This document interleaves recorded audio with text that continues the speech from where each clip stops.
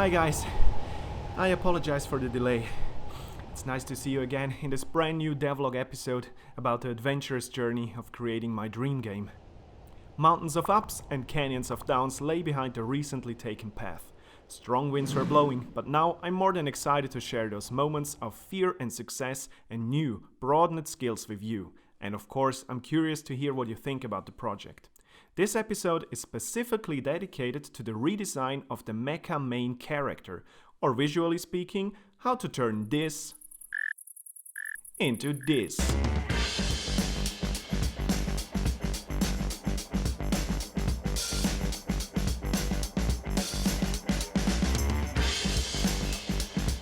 If you're new here, I'm just a regular guy who decided to do a devlog about creating a couch co-op multiplayer mecha game because I love the art of making games and I want to encourage you to work on your indie game dream. The game I'm working on is inspired by the anime and manga Neon Genesis Evangelion. To get the best out of the devlog series, you may want to watch the previous episodes first, so just click on the info panel that should pop up right now. So in this fresh episode, we will put an eye on the following topics. We'll start with something I called crossing the border. A little after Christmas, I was on the verge of burnout, and game dev took a big part in it. I want to briefly clear the reason for the long break between the last devlog and this one. Secondly, we'll reevaluate the current state of the game, pointing out all the things that lack potential. Let's call this real talk. A direct consequence from reevaluating the latest state was a complete redesign of the mech. I'll share the terribly wrong and right paths I took while creating our new and cooler main character mech.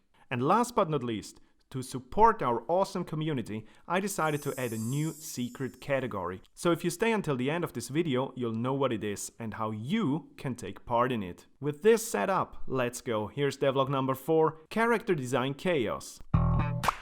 Hi, I'm a part-time indie developer and illustrator. I've gained my knowledge through thousands of online tutorials, and now I want to give something back and share these skills with you.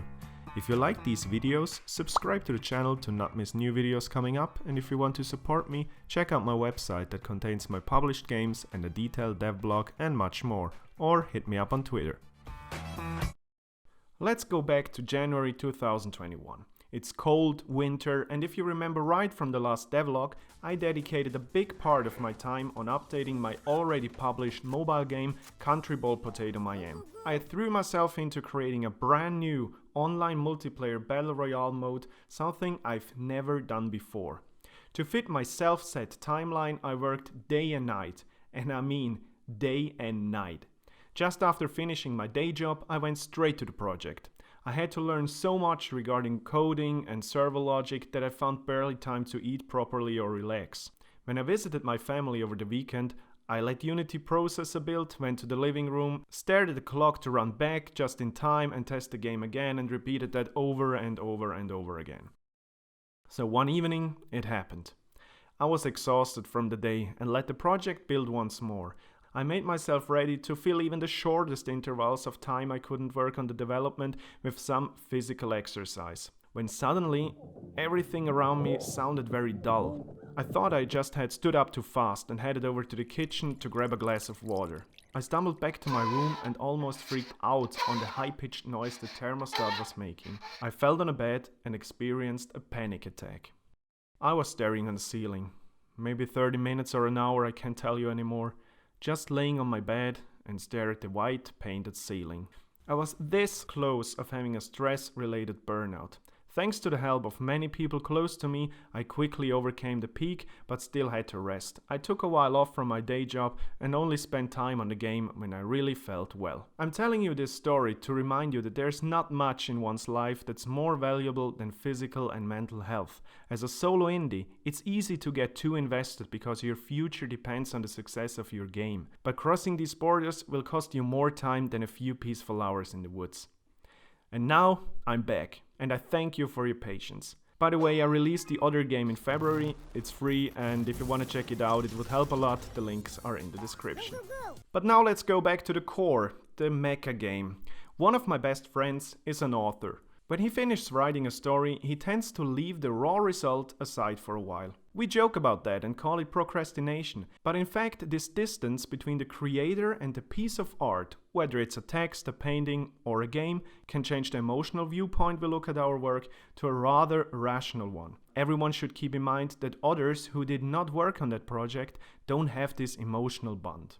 When I, for example, let others play my game, it felt less engaging to them than it did to me. I was blinded by the fact that I was able to solve some, at least for me, difficult coding tasks. So here's a pretty obvious quick tip: whenever you can, let someone else test your game and observe the testers. From their reaction, you can guess a bit better what they are experiencing and adapt your game based on that. Having this distance and time between the current and last session I worked on the mecha game enabled me to do this re-evaluation of the current state of the art. And by the way, the biggest part in the re-evaluation was taken by you. Thank you all so much for the feedback on my previous devlogs. It helps tremendously if you share your thoughts and your ideas in the comments of my videos. So I encourage you again to post your feedback below.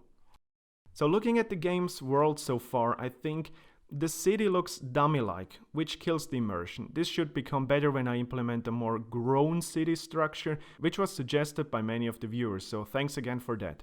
The city also doesn't allow much interaction so far. That needs to change. The whole pathfinding and enemy AI stuff was a great learning experience, but needs to get more versatile and allow more meaningful interaction as well.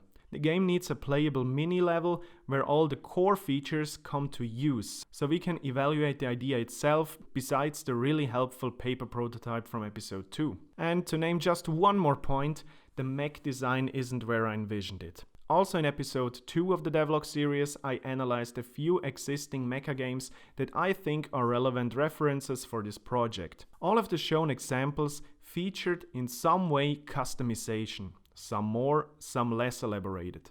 Looking at my mecha model, I realized I had built it in a way where customization became impossible. Parts like the legs or the arms on this mech are part of the core model and the rig, and can be only swapped out completely. There's no underlying structure or skeleton that would allow to change those armored parts, which is, at least from my understanding, a crucial thing for a mecha genre game. And although I know the priority of getting a prototype running to test the core gameplay is higher, I decided to invest some time in designing a new mech, one that proudly stands for what the whole project is aiming for. I guess the experience with Country Ball Potato Mayhem's multiplayer update also influenced this decision. I wanted to work on something that is more natural to me to do and that I can fully enjoy in its process. Not saying this was a self-therapy. One of the things I enjoy the most is drawing, especially when it comes to creating monsters and visualize fantastic characters. I was also reading the manga of Neon Genesis Evangelion again, which I got from my brother for Christmas, which ignited the fire of inspiration deep inside me again. I want to guide you through the process of designing the mecha character, which was instructive and sometimes messy at the same time. The redesign started with pen and paper, my favorite tools when it comes to brainstorming and sketching. As I mentioned, drawing monsters has been a thing I love doing since I can hold a pen. My brother, a friend and I even made our own Yu-Gi-Oh cards when we were children. So far I had avoided so-called hard surfaces in drawing wherever I could. Hard surfaces are metal, machine, often geometrical technical design parts which I'm not very trained in drawing. I checked many references from the manga and other great artists that do such things online. I made some sketches and switched over to a 3D modeling software to create accurate looking models in perspective. The goal was to create a humanoid creature that would wear the mecha armor all over its body. So more like an actual warrior of flesh and blood than a pure mechanical robot. The Avas in Neon Genesis work in a similar but not exact same way. I like the idea that the mech pilots in my game would play the parts of the creature's brain to steer the armored giants. What I'm trying to showcase here is that the design reflects parts of the storyline already at this early stage. The character I was about to create should look and feel anatomically believable. I used reference images from human anatomy to create bones overlapping muscles purely to mimic but don't copy the structure of a human skeleton and flesh. Compared to the body proportions of a human, The limbs of the Evas from Neon Genesis are longer and thinner than on a human body. The stylization emphasizes the dynamic movement in every fight scene. In my humble opinion, the Evas don't look extremely strong. They look armored indeed, but the design tells me this is rather an athletic, dynamic ninja than a walking fortress. And in the world of Neon Genesis, this is completely coherent style and story-wise. Even a simple shape can speak for its attributes. Guess which one of those is the aggressive and which one the kind shape? I saw many artists using this downwards pointing triangle, which gives the impression of broad shoulders that can carry heavy weapons and a slim dynamic body. I liked it a lot for the redesign of my mecha creature. So the modeling went on considering the future joint positions, doing some funny tryouts. That ass. And somehow I came up with the idea that the guts should be visible from outside. I guess this adds a stronger perception of vulnerability to the character. Adding some placeholder materials made it visually easier to distinguish between muscles, bones and other parts of the body, and compared to the first mecha model, it was already a big step forward to what I had in mind for the finished game. Just for fun, I've put a model up on Mixamo. Mixamo is a free auto-rigging generator by Adobe with an algorithm that creates an animatable skeleton, a so-called rig, to your humanoid 3D models with just a few reference points. I know it's silly, but seeing the model animated after days of only shifting and extruding polygons feels oddly satisfying. After creating a rough 3D model, you can add details by sculpting the surface out.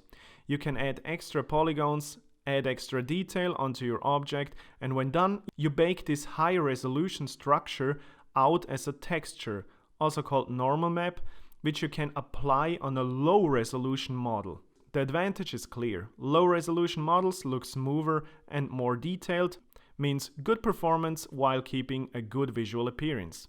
Win-win. There are a couple of things to prepare before starting to sculpt, otherwise your model might look like this. First of all, your model must be UV unwrapped. This character is a bit too complex to explain the basics, so let's replace it with this primitive cube. This cube has 6 sides, 8 points and 12 edges. If we would UV unwrap this, we would basically turn the 3D structure to a 2D representative image by unfolding it. Now the texture can be painted onto the 2D representation and the pixels know where their position would be on the 3D model. Of course, there's not only one way of unfolding the body, shoutouts to all Yu-Gi-Oh! Dungeon Dice players out there. Depending on which edges stitch together and where the connection is given up to the UVs, it will work seamless and look good, or not. I completely forgot to unwrap the model and sculpt it for hours. When rendering, I abruptly learned my lesson. Using an auto unwrapper worked, but produced at some points blurry or offset textures in this case. Take your time to UV unwrap your models correctly. I also didn't know that you have to set the normal map to generate from grayscale to work within Unity, and that fixed the high contrast issue in the shoulder parts for the model. Regarding this particular model, it made sense to unify the individual parts to one surface instead of handling intersecting areas that wouldn't match anymore after sculpting and texturing. I coincidentally found that there was an option in my 3D software to do that. It made the shapes look more like actual skin-covered muscles and less like a bionicle. After preparing everything, the sculpting was finally about to happen for real. I really enjoyed developing a visual language for the skin and muscular tissue. Especially the stamp feature was helpful to create believable surface structures. And of course, the guts, which I used to create as a separate object, but for the final model I just sculpted them directly onto the body. In parallel, I designed the armor that would turn this slightly scary monster into a mech. I checked a couple of tutorials on how to create armored plates that would fit the body shape, but I must admit that I just started, went with the flow, used a lot of symmetry and worked both with references and imagination. The 28 individual parts assemble up to a quite diversified looking armor. Especially from an upper back point of view, it must be pleasing to look at the design. This is the angle players will spend most time when controlling their mechs. To speed up the texturing process, I bought an amazing asset during spring sale on the Unity asset store. It's called Surforge, and it's a great tool to speed up your hard surface texturing workflow. After reading the manual and checking out a quick tutorial and handling the essential clean UV layout of all 28 individual parts of the armor, I had big fun texturing. The asset allows you to drag and drop predefined smart materials on selected areas, add details and export it as a texture. Great for solo indies with limited amounts of manpower. I created a mostly white version for each part so that the players can, just like in the old model, change selected individual colors for each part. And because it's so easy, I made a few materials that combine, for example, plastic and metal or look like a honeycomb structure. For a sculpted character, a more manual approach of painting the model itself with a texturing software was more appropriated. But holy moly, I lost again 2 days in just trying out to set up my software. Another week was over and I headed home with my stuff in the backpack. Drawing the model was more fun than I thought. I think the model looks pretty good for someone who worked as a texture artist the first time ever. It reminds me a bit of Attack on Titan, which I don't know anything about except that there are, I guess, Titans. Here's a comparison of all the 3 models, the old one on the left, then the sculpted version and the textured one without the sculpt on the right. By the next week, the individual parts found together. The early concept, the build-up 3D model, the headache causing sculpting, the texturing both on the character and the armor. Ladies and gentlemen and Dungeon Dice Monster players, let me introduce you to the Neo Mech.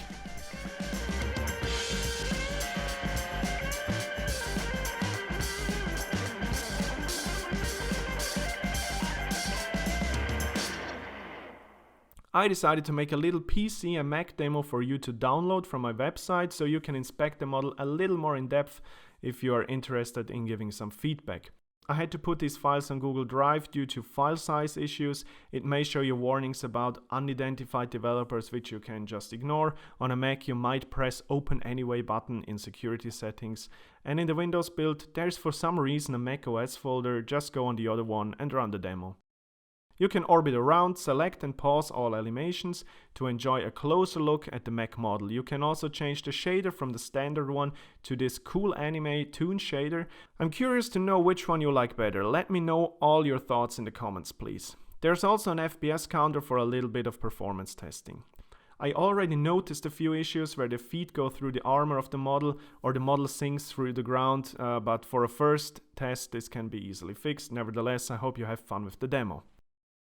So this was my way of designing a character from scratch. I left out a bit of information about my thoughts on animating the character, including motion matching. I think it's something worth dedicating a future episode on it. If you have experience in the mentioned fields, share your tips and tricks on character creation in the comments. It would be great to have a collection of opinions to discuss here.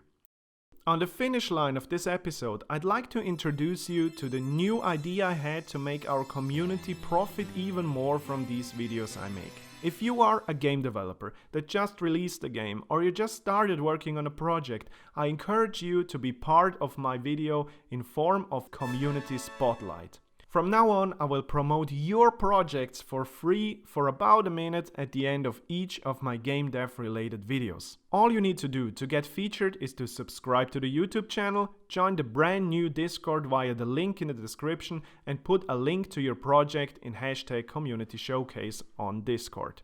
Of course, I won't follow any suspicious looking links, so make sure to upload a video that shows your project to YouTube or a link of one of the legit stores out there. I hope that this way you can get more people interested in your project. So to start off, I want to support my indie game dev buddy and owner of Quinceon.